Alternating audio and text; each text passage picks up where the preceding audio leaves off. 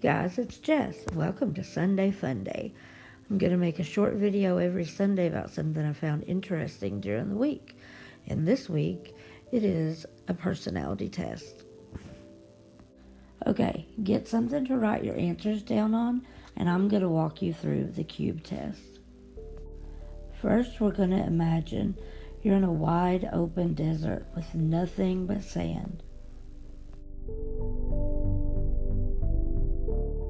Next, imagine a cube. How big is your cube? What is it made of? Is it buried in the sand? Is it on top of the sand? Is it floating? It's all up to you. Now imagine a ladder. How tall is your ladder? What is it made of? And where is it in relation to your cube?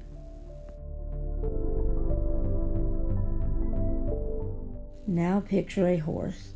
What type of horse is it? What is it doing? And where is it in relation to the cube?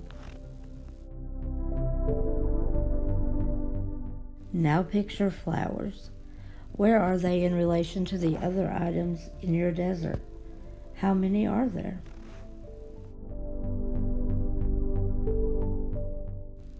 Now picture the storm. How far away is it? Is the wind strong? Are you right in the middle of it? Is it affecting the horse, the cube, the ladder, or the flowers at all? Okay, so here's what it all means. The cube represents your ego. If you had a big cube, you're probably very confident. The smaller the cube, you're probably shy and modest. If your cube was dug into the sand, you are probably a very efficient planner. If it was on top of the sand, you are more businesslike. And if it was up in the air or moving at all, you probably think outside of the box. The ladder represents your friends. If the ladder is touching the cube, you tend to be very connected to your friends. If it's detached, you're more independent. If the ladder is below the cube, your friends look up to you as an authority. If it's on the same level, you tend to be equals, and if the ladder is above the cube, you tend to look up to your friends for authority.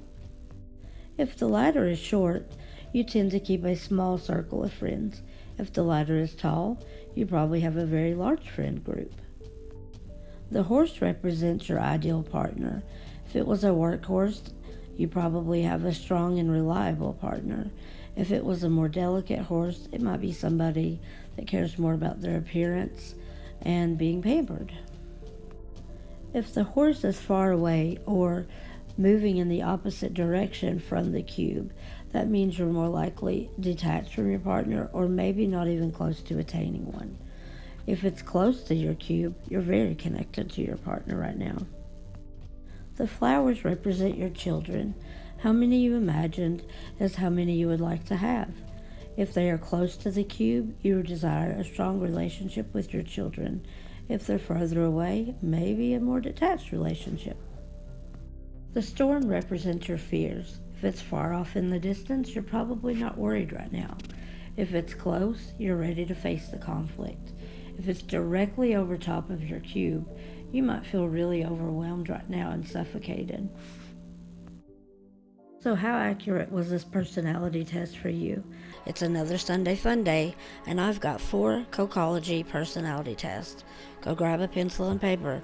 Here we go. One morning, a bluebird flies in through your window. You decide to keep it and put it in a cage. The next day when you get up, this bluebird has turned yellow. The very next day, when you look at the cage, the bird has magically turned to red. The next morning, the bird has turned black. Out of the 4 options, on the next morning, what color is the bird?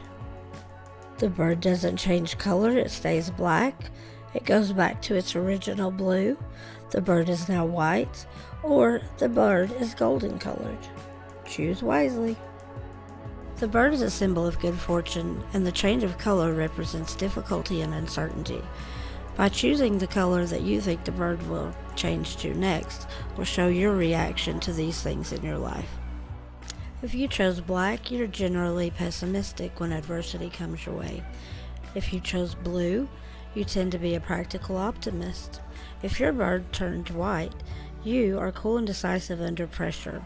And if your bird was golden, you are fearless when adversity and difficulty comes into your life. Here's the next one. Imagine a bright blue sky with not a cloud in sight. Now look down to your feet. Do you see a snowy plain, a blue seascape, a green mountain, or a field of yellow flowers? Colors have meaning, and this test is supposed to show you what hidden talent that you have. If you found yourself in a white snowy plain, you have been blessed with a special sensitivity that allows you to decipher complex situations at a glance without needing any proof or explanation. You have what it takes to be a clear-sighted decision maker. A blue seascape reveals your natural ability at interpersonal relationships. People respect the way that you communicate effectively, and just by having you around, groups seem to run more smoothly and efficient. A green mountain represents your talent at expressive communication. You always seem to be able to find just the right words to explain how you're feeling, and you can usually help other people find the right side of an equation. A field of yellow flowers reveals you to be a storehouse of knowledge and creativity, bursting with new ideas and almost limitless potential. Keep attuned to people around you and keep working hard for your dreams, and there is nothing that you cannot achieve. Here's number 3. Life is not predictable. We are constantly being thrown curveballs, emergencies, and disasters that we are not prepared for mentally. You're walking around outside when suddenly a hard rain begins to fall. Even if you run full speed, you're still about 5 minutes away from your destination. Of the following options, which do you choose? A. You find a tree or an awning to wait out the rainstorm. B. You not knowing how long the rain is going to last, you run as fast as you can. C. You look for a person or a store to buy an umbrella. Or D. You always have an umbrella in your bag and you're prepared. The rainstorm represents how you would react when a fight breaks out between you and a loved one or a friend. If you chose to wait out the storm, you tend to wait and let the other party cool off.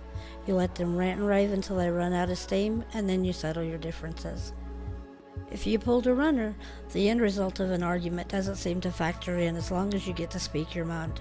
You know that you're right, there is no give and take, and if they can get mad, you can get madder.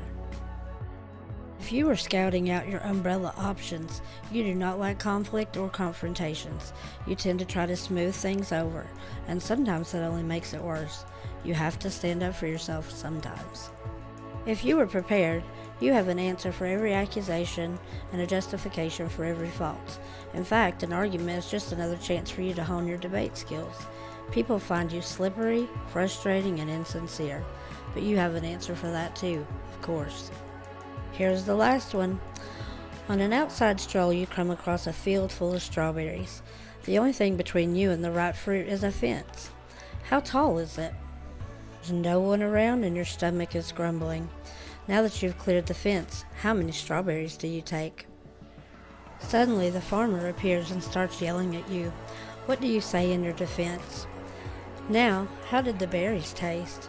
Now that it's all over, looking back, how do you feel about your berry stealing adventure? The juicy strawberries represent attraction and desire. The way this scenario plays out helps to understand your attitude towards stolen love and forbidden romance. The height of the fence represents your amount of self-control and resistance to the temptation. If you envisioned a completely enclosed field, you exercise an extreme amount of restraint. If you only envisioned a couple of bean poles at the corner about knee-high, I would say you run a higher than average risk of being burned by the flames of love. The amount of berries that you ate represents the number of people who you can believe yourself to be in love with at any one given time. If you stopped after just one, you tend to be faithful in your love life. Those of you in the double digits might want to pump the brakes on your romantic juggling. The excuse you gave the farmer is how you would defend yourself if you were caught having an affair. The taste of the berries would be how you would reminisce later on when recalling a past love affair. I'm not sure what it says about my personality that I imagine myself as Peter Rabbit in Old MacGregor's farm, but I only ate one strawberry. But let me tell you, if Tom Hiddleston found his way into my life by some weird coincidence, I would be snatching a second strawberry while you were dragging me out kicking and screaming. Sorry, Dan. So you've reached the end of the video. I hope you guys like that one. The sound isn't as good on that one as it is now, just because I recorded that on my iPad with a headset. That was it. So, my voice is going in and out, so I have not been able to put together videos very well. It doesn't hurt anymore, so there's that. But I can get in the middle of a sentence and then it just stops. I don't think my husband or my kids have noticed. I think they tuned me out after the first couple of syllables anyway. So I won't be recording any audiobooks anytime soon. So my Patreon link is in the description bar, all that kind of stuff. There's Patreon only content if that's something that you're interested in. We did hit 1,000 subscribers. If you haven't heard that yet, I'm super excited about it. My channel was reviewed and all that fun stuff, and it's monetized now. So if there's anything crazy like a bajillion ads in a 3-minute video, let me know. That is not on purpose. I don't know what I'm doing. So yeah, there's that. Should be back to doing hearsay next week. It's going to be a little bit different, but that's what it is. So until next time, guys, bye.